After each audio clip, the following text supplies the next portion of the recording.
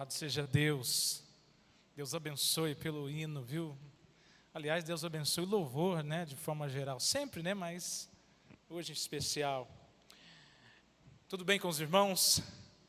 Louvado seja Deus. Nós voltamos a trabalhar hoje, né? O fim de semana prolongado acabou.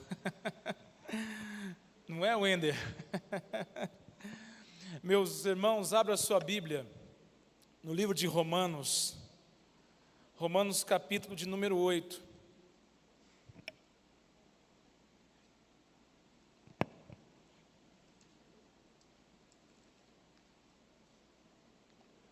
Romanos capítulo de número 8.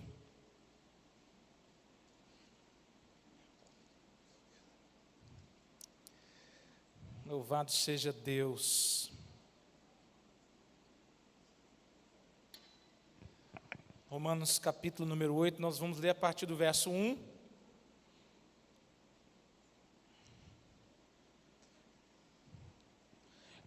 Eu sempre peço para você ter paciência comigo.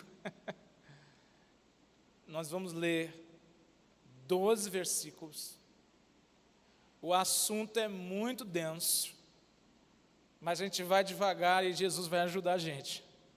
Vai nos abençoar e precisa me abençoar. Então nós vamos ler a partir do verso 1. Todo mundo achou? Portanto, agora nenhuma condenação há para os que estão em Cristo Jesus, que não andam segundo a carne, mas segundo o Espírito. Porque a lei do Espírito de vida em Cristo Jesus me livrou da lei do pecado e da morte. Porquanto o que a lei não podia fazer, visto como estava fraca pela carne, Deus, enviando o seu próprio Filho em semelhança de carne pecaminosa, e como oferta pelo pecado, condenou o pecado na carne, para que a justiça da lei fosse cumprida em nós, que não andamos segundo a carne, mas segundo o Espírito. Porque os que são segundo a carne têm a mente nas coisas da carne, mas os que são segundo o Espírito, para as coisas do Espírito. Porque a mentalidade carnal é morte, mas a mentalidade espiritual é vida e paz. Porquanto a mentalidade carnal é inimizade contra Deus, pois não é sujeita à lei de Deus, nem de fato pode ser. Então, os que estão na carne não podem agradar a Deus. Mas vós não estáis na carne, mas no Espírito, se é que o Espírito de Deus habita em vós. Ora, se algum homem não tem o Espírito de Cristo, esse não é dele. E se Cristo está em vós, o corpo está morto por causa do pecado, mas o Espírito é vida por causa da justiça.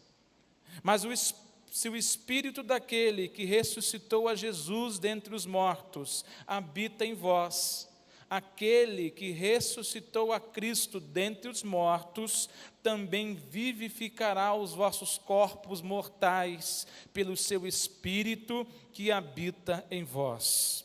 Agora eu quero que você leia o verso 14 comigo. Porque todos os que são guiados pelo Espírito de Deus, esses são filhos de Deus. Vou ler mais uma vez. Porque todos os que são guiados pelo Espírito de Deus, esses são filhos de Deus. Amém, meus irmãos? Amados, como eu disse, o assunto é muito denso, mas é necessário nós falarmos um pouco dele hoje. Estamos no nosso 4º dia de encontro, ou reencontro, podemos dizer assim. E como eu tenho dito nos outros dias, eu não tenho dúvida nenhuma que o Espírito de Deus está trabalhando conosco. Eu fui procurado ontem ali depois do culto pela Simone. Quem se lembra da Simone? Simone veio pela primeira vez em uma igreja adventista, igreja cristã também, pela primeira vez no sábado, e nós vamos começar a estudar a Bíblia a partir da semana que vem, e foi ela que pediu. E nós vamos, em nome de Jesus, batizá-la aqui. Já falei com o pastor Maurício, olha, só vai ter uma ovelha lá para cuidar, mais uma, né, para a glória de Deus. Então nós vamos louvando a Deus dessa forma. Mas, irmãos, Paulo está usando toda a sua capacidade intelectual. Paulo vai utilizar aqui tudo aquilo que ele recebeu de Deus e, por que não dizer, dos homens também. Porque Paulo, ele cresceu aos pés de Gamaliel. Então Paulo era um homem extremamente preparado, era um homem que tinha uma capacidade incrível de ouvir, aprender e principalmente passar o conhecimento ou ensinamento que ele havia recebido. E é por esse motivo e por essa questão que Paulo vai usar a carta aos Romanos, que é tida como a maior carta ou o maior tratado teológico de todo o Novo Testamento. Há alguns teólogos do nosso tempo, por exemplo, que afirmam que a carta aos Romanos, ela é a carta da centralidade, inclusive da nossa fé, porque aqui vai falar sobre a justificação da fé, vai falar que nós vivemos, ou melhor, vamos viver com Jesus mediante a fé, mediante a salvação alcançada pelos méritos de Cristo.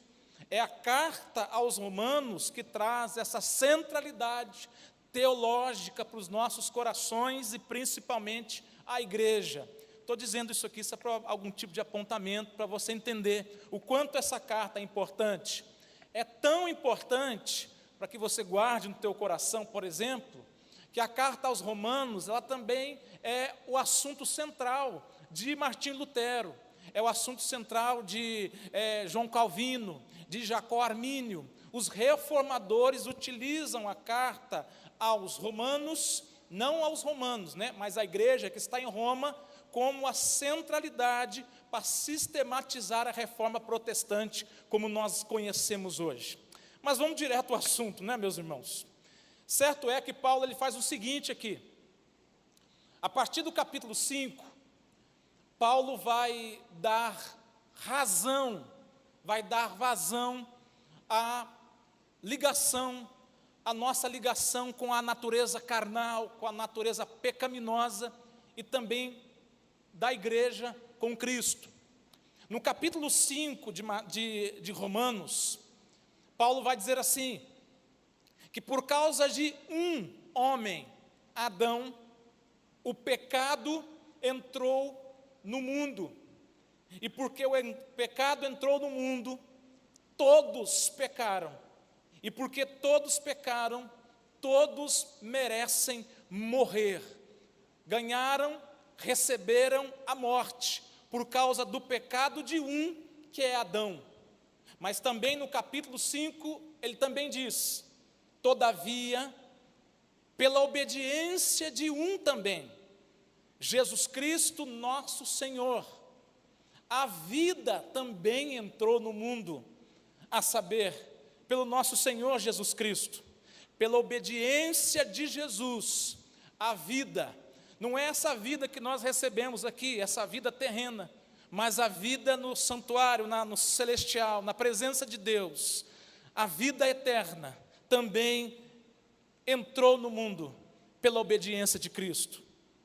De certa forma, irmãos, essa carta aqui, ela traz um bálsamo para o coração de Paulo. Vou dizer para você por quê.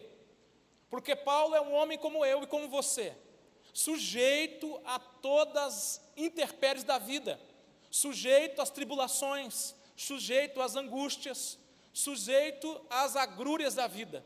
E no capítulo 7, Paulo, inspirado por Deus, ele vai dizer a seguinte frase, olha, o bem que eu quero fazer, esse eu não faço, eu quero fazer o bem, eu quero fazer coisas boas, eu quero obedecer a Deus, o bem que eu quero fazer, esse eu não faço, entretanto, o mal que eu não quero fazer, esse sim, eu estou a praticar, invariavelmente, eu quero praticar o bem, mas eu me pego fazendo aquilo que é mal, eu faço aquilo que desagrada a Deus, inclusive aquilo que desagrada a mim mesmo. Tanto é que no final do capítulo 7, Paulo, como que se autoflagelando, ele diz a célebre frase: miserável homem que sou, quem me livrará do corpo desta morte? Paulo está dizendo assim: olha, eu sou um homem miserável, eu não mereço ser quem eu sou, eu não mereço estar aonde eu estou, muito pelo contrário, eu mereço a morte de verdade, eu não mereço nada de bom da parte de Deus, eu sou o miserável.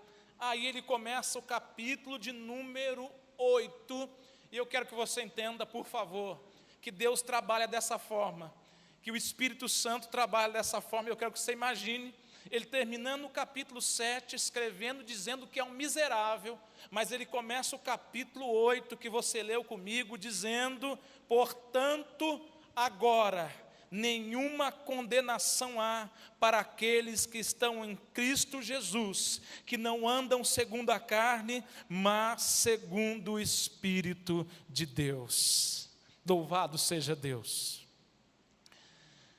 Ele está dizendo que ele não merece, ele está dizendo que ele quer fazer coisas boas, que ele quer fazer o que é bom, que ele quer praticar o bem, mas ainda assim tem algo dentro dele que por muitas vezes o impede de fazer aquilo que ele quer, pelo menos aquilo que é bom. Mas ele diz que nenhuma condenação há para aqueles que estão em Cristo Jesus agora. Ele está dizendo aqui, em outras palavras, que cabe a cada um de nós, cabe ao homem, cada mulher, cabe ao homem, à criança, ao jovem, menos a criança, que a criança vai aprender com você e comigo, mas ao jovem, aceitar essa graça divina, que é estar na presença de Jesus Cristo, aceitar como seu Senhor e viver em novidade de vida. Mas muito bem, irmãos, tem uma coisa interessante, na leitura que nós fizemos, nós vemos duas palavras se repetindo por muitas vezes, e eu disse para você que o assunto é denso, eu vou bem devagar para você acompanhar o raciocínio. Duas palavras se repetem por duas vezes, especificamente no livro de Romanos, no capítulo 8. É a palavra carne e a palavra espírito. Você vai ler diversas vezes Paulo repetindo essa palavra, carne e espírito. Paulo aqui está ensinando a seguinte questão, que existem duas formas de nós vivermos aqui nessa terra. Ou você vai viver na carne, ou você vai viver no espírito. Ou você vai viver dando vazão à vontade de Deus, sendo um instrumento na mão de Deus. Ou você vai viver dando vazão à carne, dando vazão à voz que você ouve lá no mundo. Muito bem, deixa eu te perguntar uma coisa. Na teologia, nós estamos acostumados a ouvir algumas expressões que não são do nosso cotidiano. Vou citar um exemplo para você. Quando nós lemos a carta de Paulo, ou as cartas de Paulo, é comum nós nos referirmos às cartas de Paulo na teologia como teologia paulina. Quem já ouviu essa expressão? Por favor, não me deixa sozinho, que senão eu fico com vergonha. Você já ouviu, né, irmão? Os irmãos também.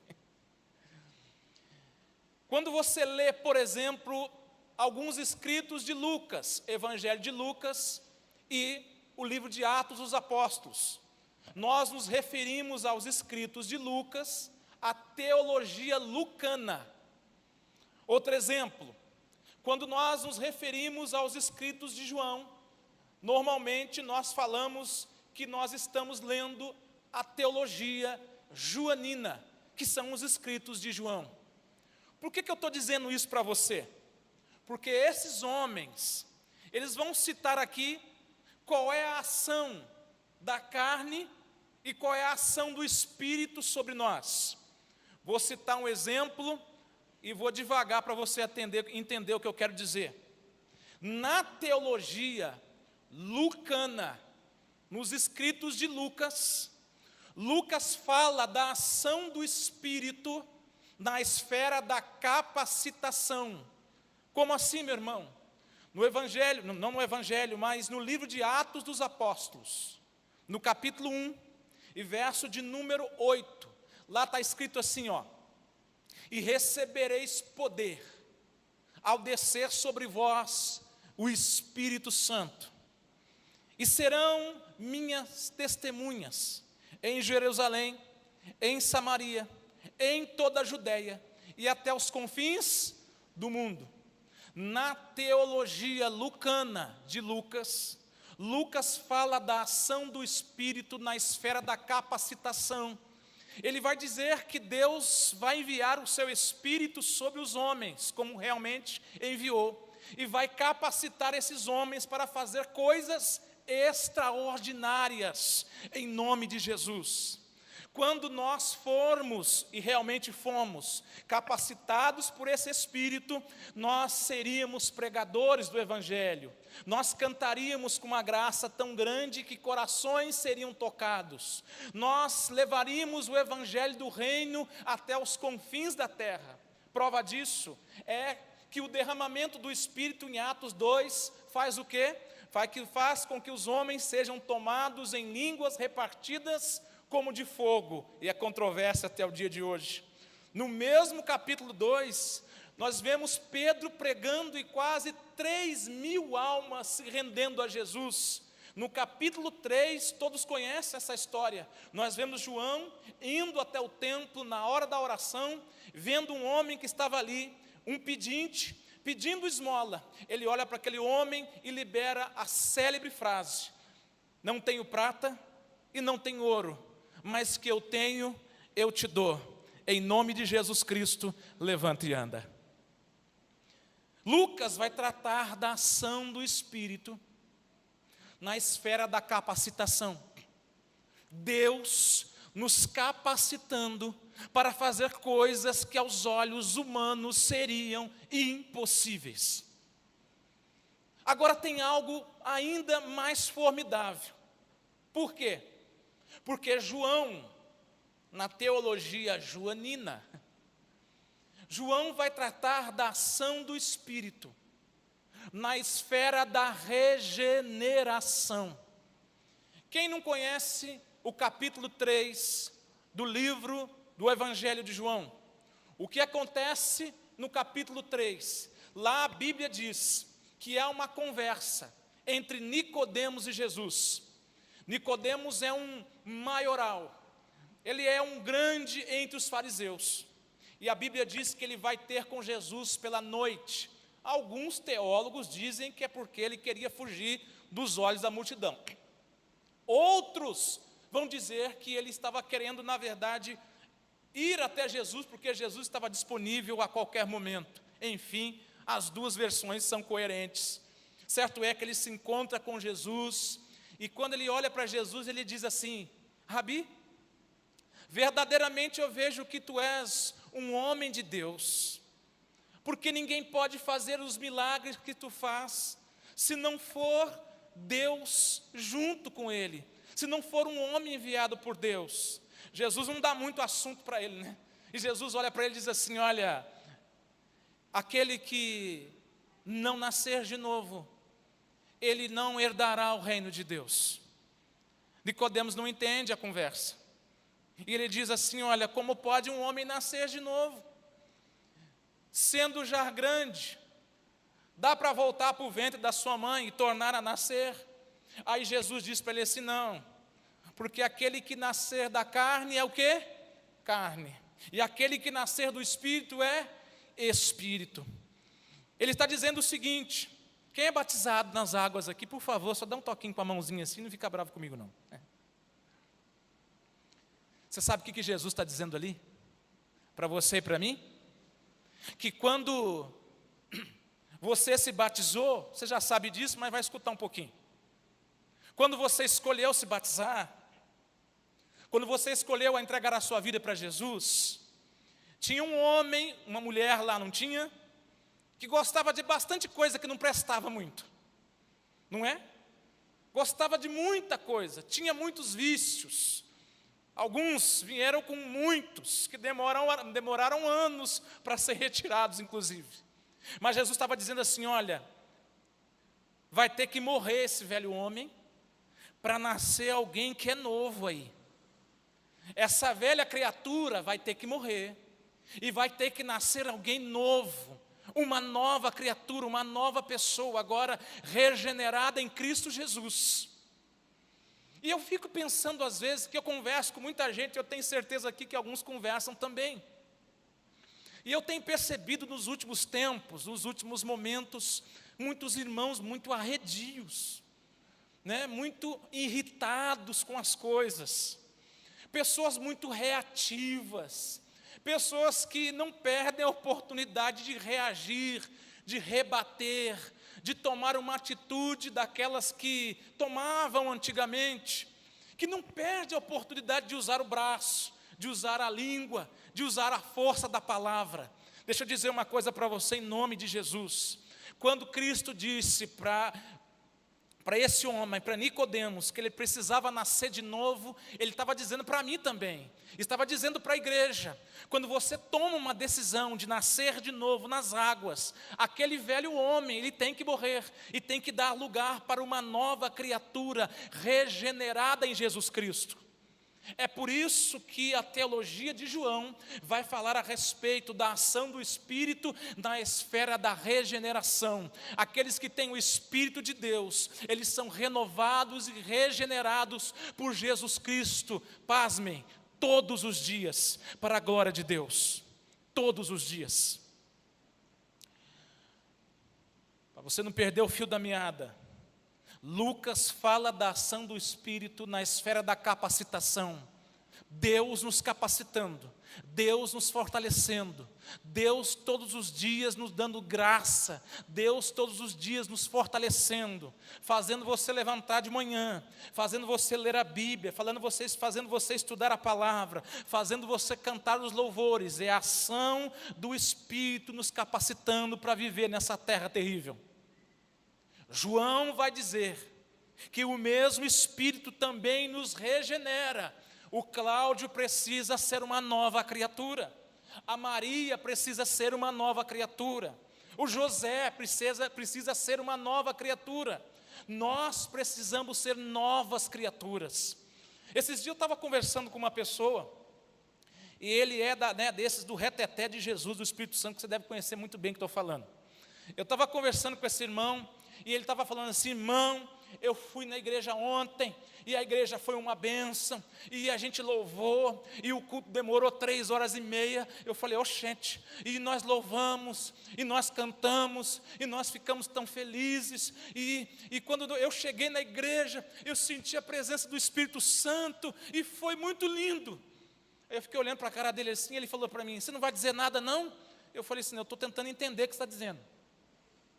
Ele falou assim: por quê? Eu falei assim: você disse que você louvou a Deus quando você chegou lá. Ele falou: nós fomos assim, um evento, vi um pregador aqueles agitador de água, sabe, aquelas coisas. Eu não sei o que ele quer dizer com isso, viu? Agitador de água, eu não sei. Mas quando nós fomos pelo caminho, a gente estava tão animado, e quando eu cheguei na igreja, uau! Aí eu continuei olhando para ele, ele falou: você não vai falar nada? Eu falei: não.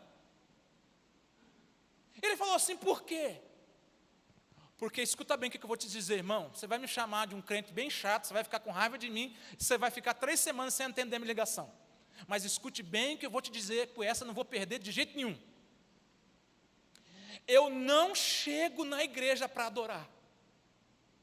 Eu não preciso chegar na igreja para ouvir as vozes do Espírito. Eu não preciso chegar na igreja para dobrar os joelhos, para orar. Por quê? Porque eu ouço a voz do Espírito lá na minha casa, quando eu estou lendo a Bíblia e louvando a Deus. Eu sirvo a Deus e louvo a Deus pelo caminho. Quando a gente vem pelo caminho, não vemos louvando a Deus, meu irmão? A gente já vem louvando a Deus pelo caminho.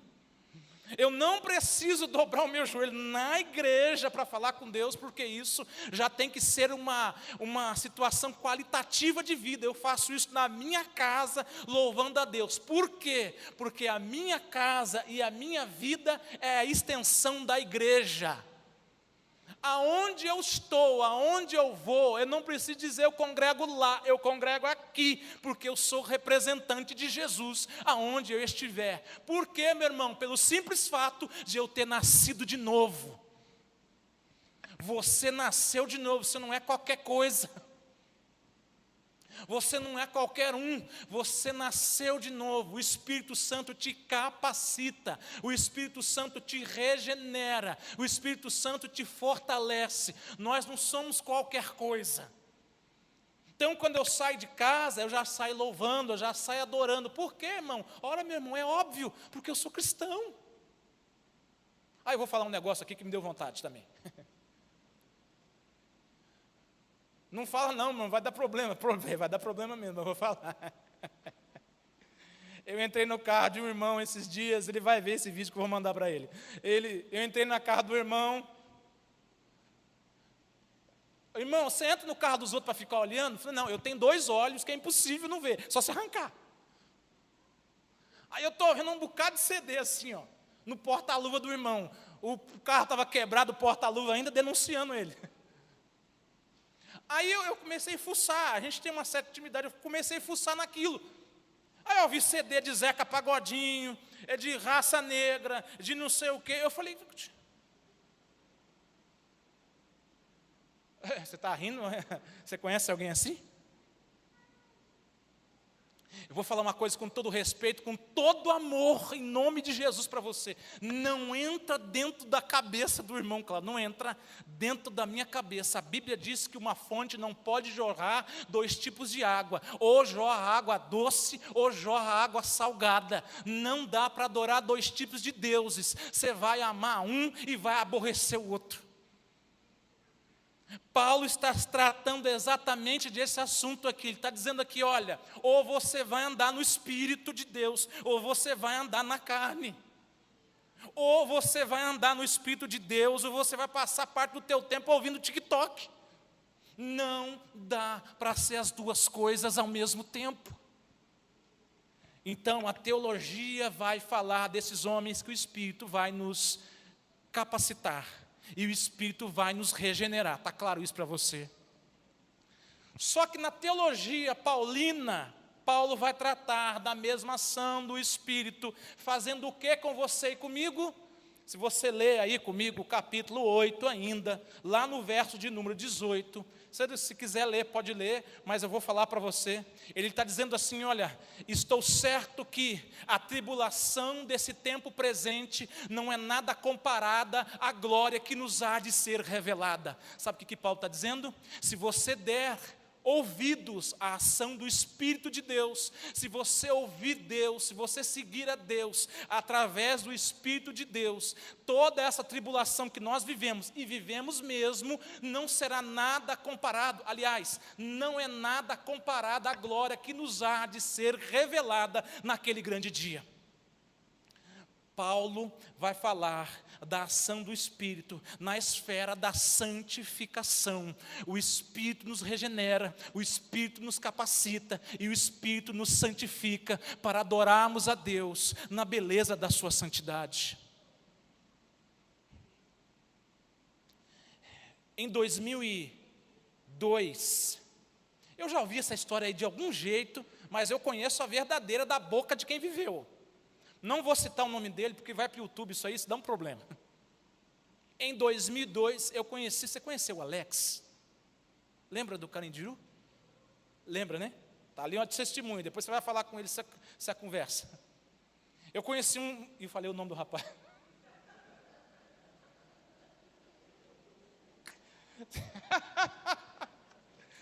Esquece. Vamos lá, meu irmão. Oh, Jesus amado, é só Deus para ter misericórdia. Vamos lá. Eu conheci um rapaz, um homem de Deus. Ele se converteu. Ele era maior do que eu, ele era grandão assim, ó. Um buta de um homem. Você sabe qual era a história dele? Eu quase falo de novo. Sabe qual é a história dele? Você lembra da chacina do Carandiru? Todo mundo aqui lembra, pelo menos os que têm acima de 40, 35. Ele estava preso no Carandiru naquela época. Ele conta, ele tem marcas de bala no corpo. Ele contando para nós que ele jogava os corpos em cima dele para poder tentar sobreviver. Essa história é contada e recontada muito. Ele mostra as marcas de tiros que entraram e saíram pelas costas, no rosto, machucado. Ele tinha sim, ele era muito sisudo, ele sofreu demais. Passou 15 anos na cadeia. Mas depois que ele sai, ele se converte. Se torna um homem de Deus. Um homem de Deus, andava bonitinho.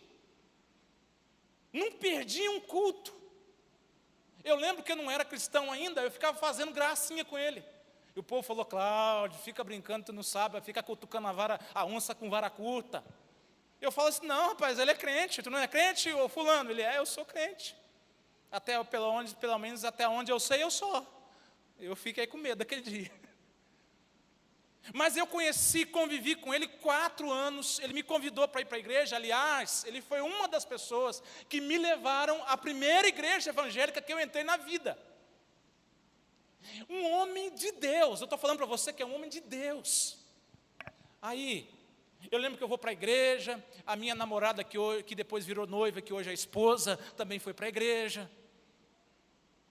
Aí você também foi para a igreja. Foi todo mundo bonitinho. E ele sumiu. Sumiu. E aí todo mundo perguntava: cadê o fulano? Cadê o fulano? Ninguém sabe. Passou uns 3 meses desaparecido. Ele morava aqui em Jacareí. Aí um dia ele apareceu, irmãos, e o semblante dele já não era mais o mesmo. Deixa eu dizer uma coisa para você. Alguém aqui já, não precisa responder, mas você já passou algum período fora da igreja? E quem já passou um período fora da igreja sabe o tanto que isso é difícil, é ou não é? É difícil. Eu já passei 6 meses longe da igreja. E sabe o que me rendeu? Um cabelo pintado de louro. Você lembra, né? Vai aí para lá. E um brinco na orelha. 6 meses. Foi o suficiente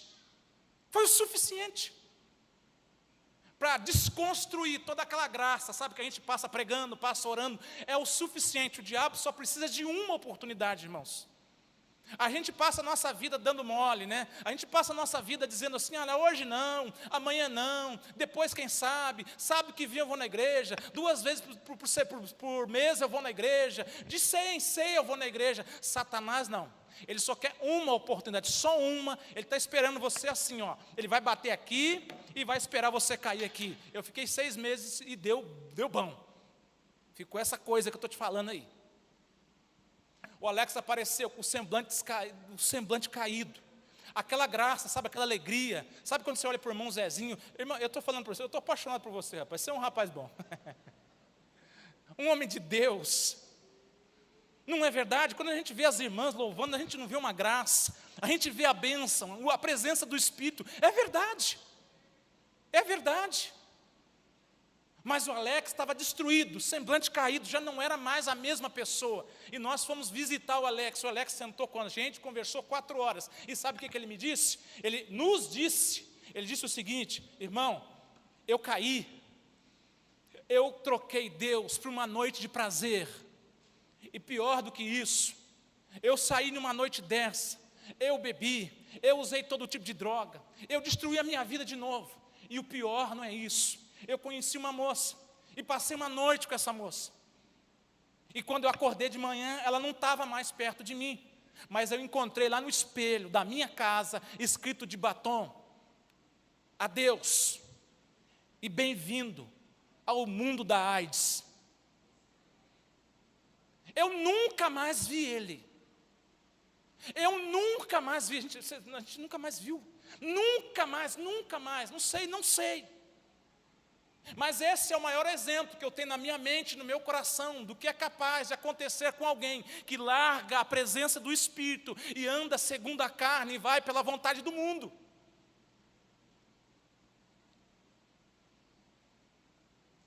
Eu não sei o que aconteceu com ele. eu não sei o que aconteceu com a vida dele. E eu quero deixar bem claro também que eu não estou dizendo nada a respeito de alguém que tem algum tipo de problema com essa enfermidade. Entenda o que eu estou querendo dizer. Um homem que saiu da presença de Deus. Um homem que Deus havia regenerado, havia o capacitado. Ele pregava, ele falava do amor de Deus para as pessoas. É por isso que Paulo vai bater nessa tecla de maneira tão forte. Só que ele não para aí. Além de falar da ação do Espírito, Paulo faz menção da carne. Não é? Duas palavras que se repetem em capítulo 8 de Romanos. Aí Paulo vai falar no livro de Romanos da ação dessa carne de três maneiras. A primeira é a ação literal. É o judeu recebendo o corte, a criança recebendo um corte na sua genitária. Ele vai dizer lá em Romanos capítulo 2, no verso 28, vós que são judeus segundo a carne. Os irmãos conhecem bem a história. Toda criança, todo judeu, na sua genitália recebe um corte. É a marca que identifica um judeu. Então Paulo vai falar da ação da carne nessa esfera literal. A segunda forma que Paulo se refere à ação da carne é quando ele fala a respeito de Jesus. Romanos capítulo 1, verso 2. Ele diz assim, olha, Jesus Cristo, Filho de Deus, da descendência de Davi segundo a carne. Paulo está dizendo assim, que Jesus é Filho de Deus, porque nasceu da virgem. Mas ele é da descendência de Davi segundo a carne, porque a profecia dizia que o Filho de Deus, o Redentor, nasceria da linhagem, da tribo de Judá e da descendência de Davi. Então ele está dizendo assim, olha, primeiro, que a ação da carne é literal, é a criança que recebe um corte na sua genitária. A segunda é a forma que Jesus nasceu na carne, sendo Filho de Deus, da descendência de Davi. E a terceira que eu quero pregar com você aqui, quando Paulo fala de carne, especificamente no capítulo 8 de Romanos, ele está falando da carne no seguinte: algo que tem aqui dentro de você e de mim, sabe aquela vontade de reagir, sabe aquela vontade de xingar mesmo, sabe aquela vontade de dizer assim, eu pego ele hoje. Sabe aquela vontade que você tem de assim, olha, de hoje não passa.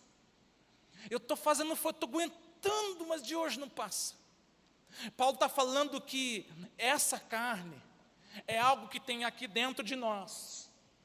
Algo que quer ser livre, quer se libertar, quer fazer tudo o que acha que está certo, sem nenhum tipo de lei, sem nenhum tipo de limite. Então Paulo está dizendo assim, olha, vocês, ou nós que andamos aqui dentro com esse desejo de fazer tudo que dá na cabeça, tudo que dá na telha, essa carne, ela só pode ser suprimida pelo poder do Espírito. Se vocês se afastarem do Espírito, essa carne vai encontrar lugar, e ela não vai ter limites, porque o pecado não tem limite. E aqui eu quero fazer um apontamento para mim não cansar mais você.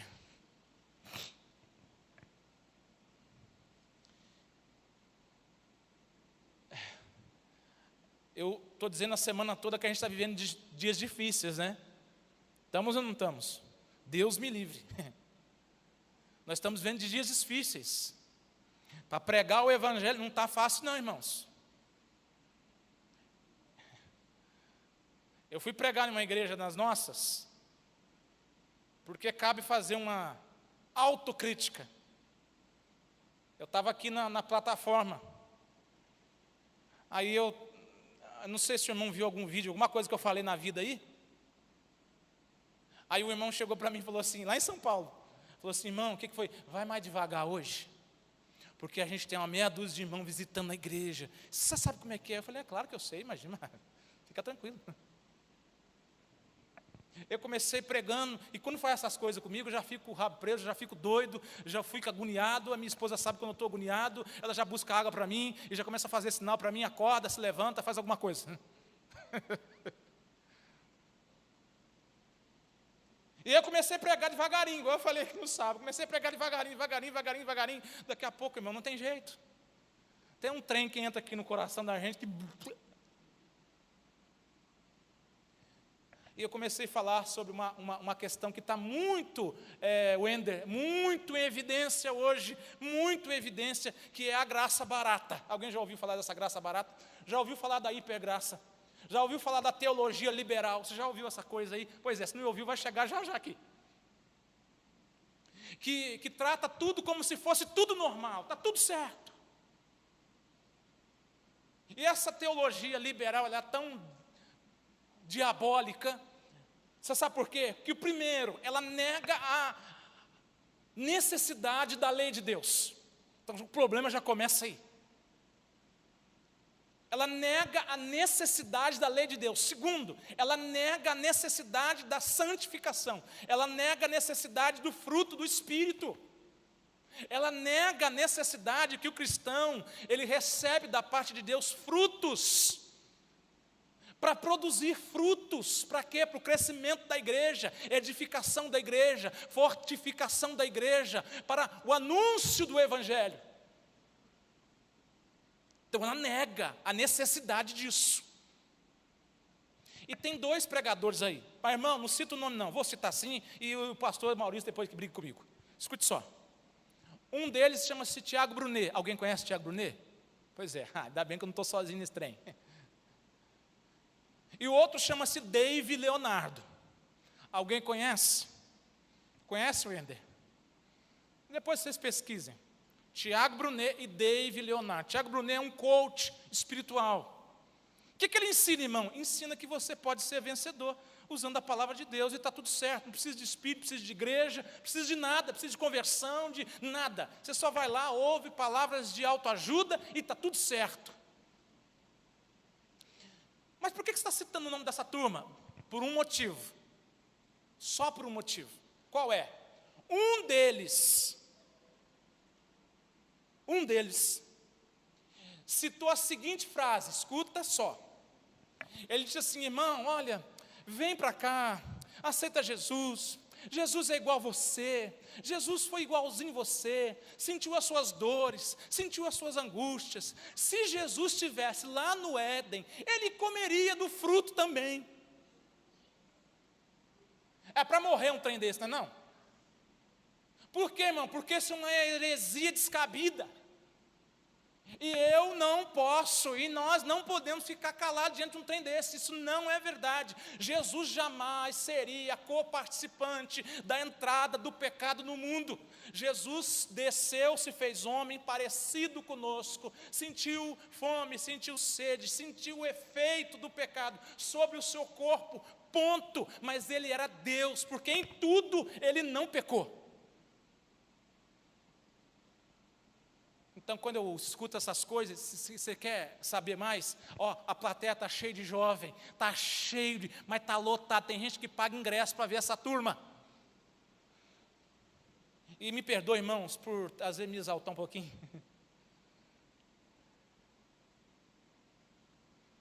Mas eu tenho uma coisa, eu vou falar de mim, tá? Isso é meu. Não pega essas coisas que é minha, porque é meu, e o que é meu é meu.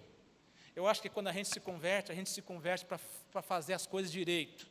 A gente se converte para pregar o Evangelho direito.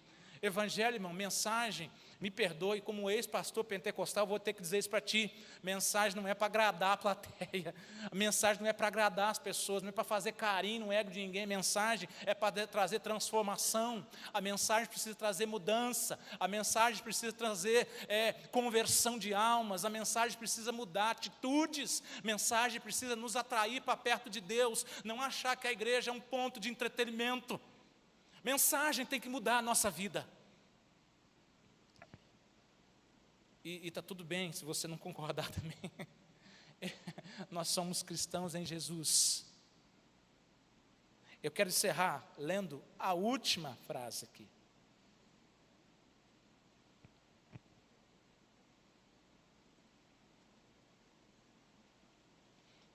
Escute, a Bíblia diz que toda ação ou atitude que eu faça na carne, eu me torno inimigo de Deus. Você leu comigo? Tudo que eu faço fora do Espírito, que eu faço naquilo que eu penso, naquilo que eu acho, eu me torno inimigo da graça de Deus. É por isso que a gente tem tanto casal se separando na igreja. É por isso que eu atendo, em média, 15, 20 pessoas, casais, desgostosos com o casamento. E por favor, irmão, se você está sofrendo no teu casamento, deixa eu te dar um conselho de irmão, de amigo, de conselheiro da Novo Tempo também. Vou colocar a chancela aqui para ficar mais forte. Conversa com a tua esposa, conversa com o teu marido. Não entrega os pontos. Porque depois que acontece a ruptura, o sofrimento é muito grande. Não é que a igreja é não, eu não estou sendo eu estou dizendo para você no nome de Jesus, luta pelo teu casamento, luta pela tua família, pela tua casa. Quando nós pregamos o Evangelho de Jesus, nós sabemos, eu vou repetir, Satanás não brinca, ele não perde tempo, está destruindo, está ceifando, está tirando a graça, a fé. Milhares de pessoas vão se perder. Quem, irmão? Não sei, eu não sou juiz. Mas em nome de Jesus, você abre e fecha em claro, você resolve. Vou ler o último trecho, quero que você leia comigo. Capítulo 8, eu vou ler e vou encerrar e nós vamos orar. Capítulo 8, verso de número 35.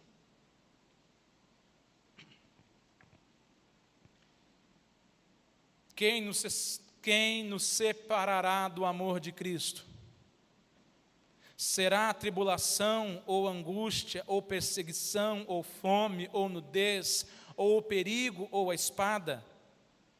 Como está escrito, por causa de ti somos mortos todos os dias, somos considerados como ovelhas para o matadouro. Mas em todas essas coisas somos mais do que vencedores, por meio daquele que nos amou. Porque estou convencido que nem a morte, nem a vida, nem anjos, nem principados, nem os potestades, nem coisas presentes, nem coisas por vir, nem altura, nem profundidade, nem a coisa alguma, nem outra criatura será capaz de nos separar do amor de Deus que está em Cristo Jesus, o nosso Senhor. Amém? Nada nos separa do amor de Deus. Então eu peço a você, em nome de Cristo Jesus, dá lugar ao Espírito de Deus. Essa carne que luta dentro de nós para fazer coisa que a gente não quer. Que luta dentro de nós para libertar alguma coisa que está aí dentro e você sabe que não vai dar muito certo. Lute contra ela. A nossa maior batalha, nós estudamos no trimestre passado, que a nossa luta não é contra a carne nem contra o sangue, mas contra os principados e potestades que habitam nas regiões celestiais. Vou convidar você para ficar de pé. Se você sentir de Deus, vir até aqui, eu quero orar com você. Por favor.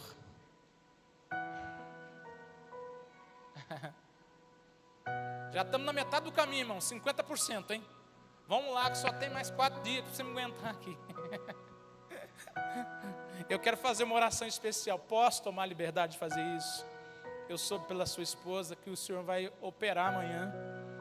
E nós, como igreja, nós queremos orar pelo Senhor. Viu? De maneira muito especial. Eu não lhe conhecia, mas já lhe conhecia. Porque, assim, notícia ruim corre e as boas também. Muita gente já havia falado de ti para mim. Irmão Zezinho. E quando a gente ouve as pessoas falando a nosso respeito, pessoas que a gente não conhece, isso é muito bom, é muito bom. O Senhor é um homem de Deus, e nós queremos orar pelo Senhor. E peço à igreja também, não sei se pode falar, o irmão vai estar amanhã fazendo uma cirurgia, a família sabe, a família vai acompanhá-lo, acho que a igreja já está ciente, mas eu peço a cada irmão aqui, que talvez conheça ou não conheça o irmão Zezinho, que faça a sua oração, pedindo para que Deus com certeza estará com ele, que os anjos do Senhor se acampem ao redor dele, ele possa muito em breve voltar para aquele piano aqui, a gente louvar Jesus daquele jeito que ele quer. Amém? Vamos orar?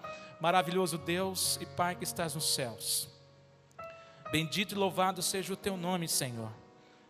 Nós queremos te agradecer porque o Senhor é Deus em nossas vidas, porque o seu Espírito tem nos renovado a cada manhã. Senhor, eu quero sair daqui, nós queremos sair daqui com uma nova inspiração da tua parte. Eu quero ser um canal de bênção, eu quero ser luz aonde há trevas. Nós queremos ser, meu Pai, como nós estamos aqui dizendo, nós seremos a igreja que vai levar a mensagem da última hora. É por isso que nós estamos aqui reunidos. Não importa a quantidade de pessoas, eu sei que muitos aqui estão sendo tocados e alcançados pela tua graça. Oramos como igreja de maneira muito especial pelo nosso irmão Zezinho também, que vai passar por essa cirurgia amanhã. Que os seus anjos se acampem ao redor dele, da família dele. Que os médicos sejam conduzidos, Senhor, pelo teu Espírito Santo. Que os médicos sejam conduzidos pelo teu poder. Oramos, Senhor, agradecidos por tudo, em nome de Jesus Cristo. Amém e amém. Que Deus te abençoe em nome de Jesus.